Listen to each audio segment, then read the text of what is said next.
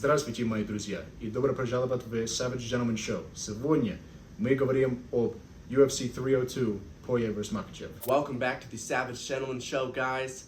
We are previewing the main event, Islam Makhachev versus Dustin Poirier for the title with our special guest, Chris Mixan. Mixan trying to finish the job. Body shot, and that'll do it. Chris Mixan. Welcome back onto the show, my friend. Oh, it's a pleasure to be here. What do you think about this fight in the main event? I think that this is a Cinderella story. Poirier, hard knocks, fought everybody, been through it all, versus the golden boy, Islam Makhachev, seemingly unbeatable.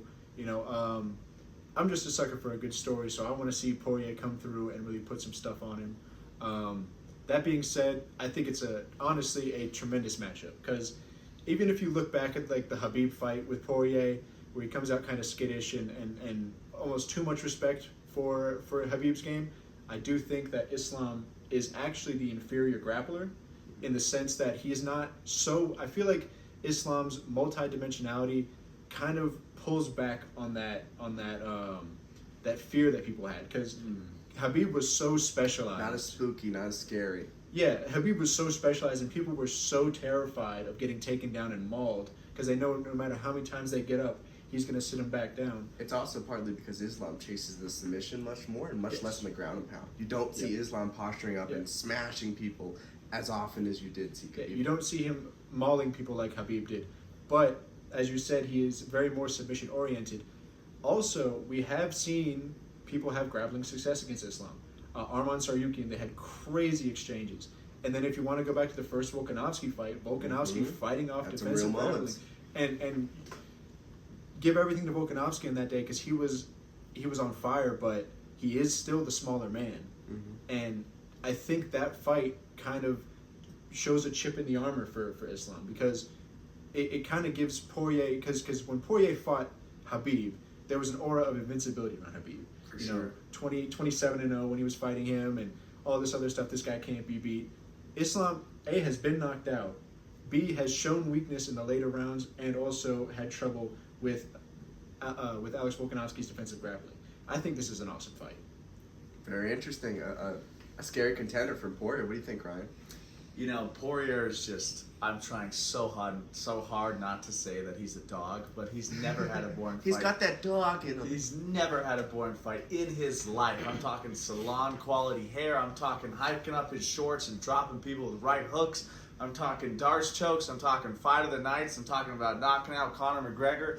This dude's a legend of the sport. He's going to be in the Hall of Fame, beating Max Holloway. Especially in that Max Holloway fight, one specific technique I wanted to mention, he loves to upshift. He's a natural southpaw. He'll throw that left straight and step all the way through to orthodox to set himself up for another power shot, throwing that right hand over the top. If he needs more space, he's going to upshift off his left straight and then double jab in, keep something in your face, gauge the range, and eventually, that second power shot is on its way. He's probably the best boxer in the division, but he has been finished before. He got knocked out by Gaethje not that long ago. He's rebounded really well against Benoit Saint Denis and gets his head off the line really, really well in exchanges. You do not want to be in a firefight with this guy, but can he keep it in that range against Islam? Can he have those opportunities to get finishes? Because we know he's capable of knocking out anyone in the division. Final prediction, who gets this one down, guys? Like we talked about, Islam doesn't usually show that really scary ground and pound that Khabib does. I think he's very underrated on the feet. He's a southpaw. He's very disciplined. He's very conservative in that he's not going to give these big openings. He's not going to overswing and give something for Dustin Poirier to counter. He's going to stay within himself, in position, find his left straight, find his left kicks, and when the time presents itself, he either shoots a super, super straight single leg, or anytime you crash together, he wants you to underhook him. We just put out a full breakdown with a bunch of fight footage explaining this. We'll put a description below so you guys can check it out. But he wants you to underhook him. He wants you to engage with him in grappling, because he's going to throw you, he's going to trip you, he's going to uchimata you. He's got a lot of weapons if you engage with him. If Poirier simply focuses on framing and breaking the hands and completely disengaging versus being willing to pummel and grapple with him, that could make a lot of differences. The real question is, how long till Dustin Poirier jumps the Gilly? How much time passes before he decides that's the move to do? Love Poirier, but he jumped the Gilly 6 times on Benoit Saint Denis. None of them worked. None of them were seemingly all that close or changed the fight for him and actually put him in bad positions, got his back taken, got him mounted. I just don't think Poirier's made the changes in grappling or has been able to catch up to these levels of grappling that some of these guys have. I got Islam Makhachev. What do you think?